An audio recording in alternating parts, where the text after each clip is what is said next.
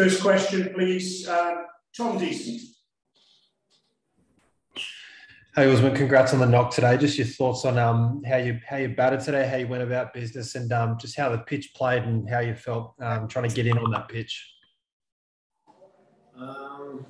Yeah, it was a bit of a grind today. The wicket probably wasn't as favourable scoring as Karachi or Rawalpindi was. The ball was going down a lot. A lot of balls hit the toe of the bat. I felt like if anything, I was more likely to get out. Ball rolling underneath my bat than anything, which is weird on a day one wicket. So, and a reverse swung from, I think, the 12th to the 13th over the whole way through the day. So, made scoring quite difficult.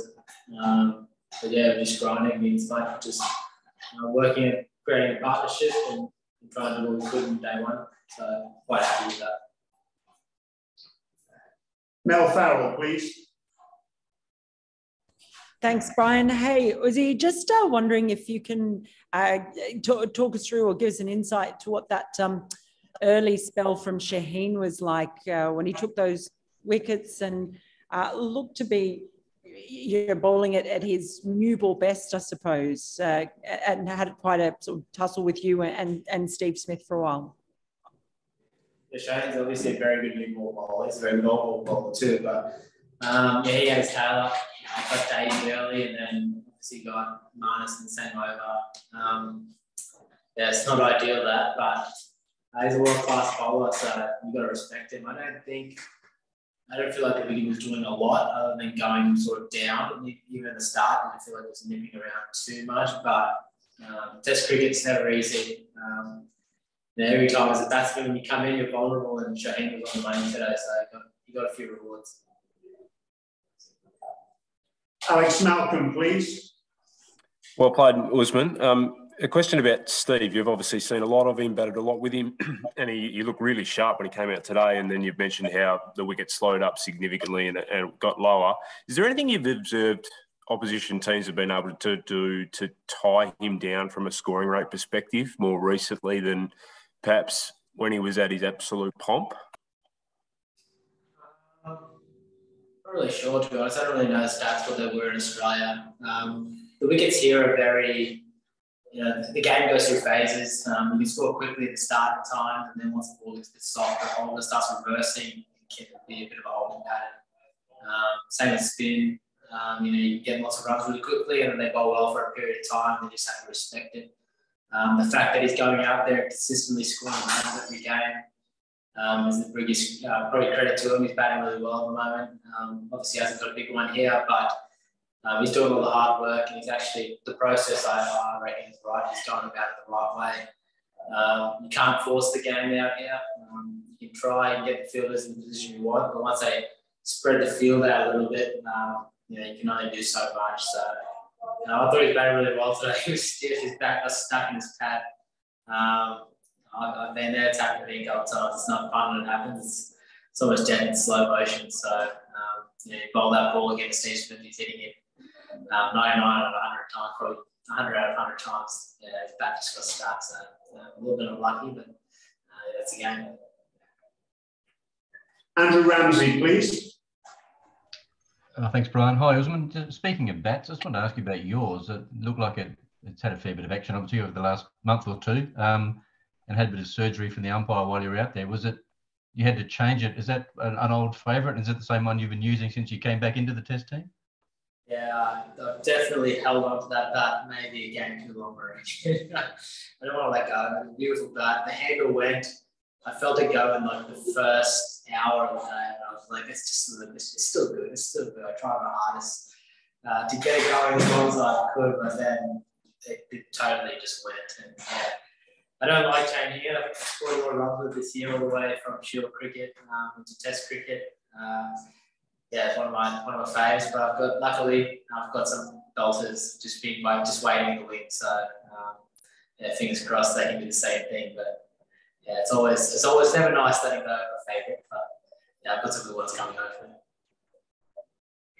Adrice Malik, please. Thank you, Brian. Usman, very good in Pindi, then Karachi and now Lahore, but unfortunate not complete the century. what do you say? Is there anything that you feel unfortunate that you have not completed the century at Lahore? And secondly, do you have any thoughts or talk with your fellows that to see about the Lahore, the historical places? Have they any wish from them? Look, I'm very happy the way I batted today. More process driven than always results driven. I took one process and everything. The way I was playing was beautiful. I felt really in control. Took the game on when I needed to, and then held back when I didn't. Look, I was really feeling it today. I was really struggling all the way right from the start. The heat, I was a little bit sick too. I got some medication up top in between the breaks. I wasn't feeling well at all. So yeah, mine was more of a mind game for me at 20. Yeah, but at some level, I was really struggling to be out there. And I'm just telling myself, just keep going, just go as long as you can, just keep pushing through, and then to push through for 5 hours. But I felt absolutely horrible during the day. Yeah, I take more out of that than anything. I could have easily just, gone harder, played a big shot, got it out of 20 or 30, and that was the best thing for the team. So yeah, I felt horrible today. So for me, it was actually a win. Getting 90. Just on the day of the heat and everything that was going on, I'm actually really happy with it. 4 more questions now, starting with Justin Chadwick, please. Yeah, congrats on the knock again today. Just another one on Steve Smith. It's been a while since he's got a Test century, and he's come so close so many times recently. What's he like knowing that he is so close, he just can't get there? No, look, I'm sure he's frustrated in some respects. He is, in my opinion, the greatest batsman I've seen in my era, averaging 60 throughout pretty much his whole Test career. Yeah, it's easy to forget that now, but I mean, from anyone who's playing Test cricket, I'm still in awe on how much runs he scored over a long period of time. He's still consistent. The thing is, it's so funny, but we're talking about Steve Smith probably not scoring hundreds, but he seems to be getting 70, 80 every game and doing it very easily. That's just the class that Steve Smith has. So, I'm sure it's a big score, and then once he gets a big score, there'll be more big scores. The fact that he's getting those starts, getting the 60s and 70s, and he's looking really good with the bat, and we are still sort of criticising, thinking, what's going on with Steve Smith? It's a credit to Steve Smith.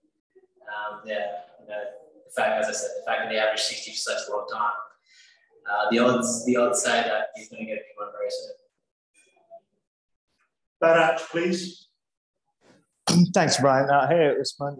Just quickly, just looking at this pitch, the ball that got you out as well looked like it gripped a little. We didn't see much of that in Karachi. So do you think there are a few cracks as well, which could open up? Is the surface as firm as it was in Karachi? Definitely gripped a little bit, yeah. And there's a couple of balls that did grip a lot off the straight. And there's no rough there, so I'm assuming that the hitting cracks are just going. So it's good signs for us. There's a little bit of luck involved. Sometimes you just miss him, sometimes you nick him. We had a few 50-50 decisions go against us in the last innings. And obviously a few drop catches, but hopefully if we get everything right on the field and doing putting enough pressure on Pakistan, but then we can get close to 350, I think that'll be a really good total this weekend. Because I think this weekend doesn't feel, to me, it didn't feel as easy to bat on as Karachi. Or Rawalpindi probably felt the best, and then Karachi was still spinning. It still wasn't easy, but then this one, yeah, it's probably felt the toughest to score on so far. Shahbaz Ali, please.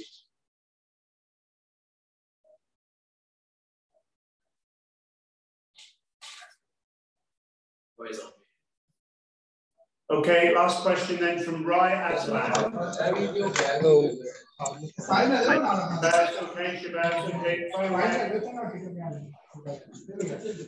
My question are done. Thank you. Shahbaz Ali, please. Ryan, my question are done. Thank you. Thank you. Last question, please. From Rai Aslan, please.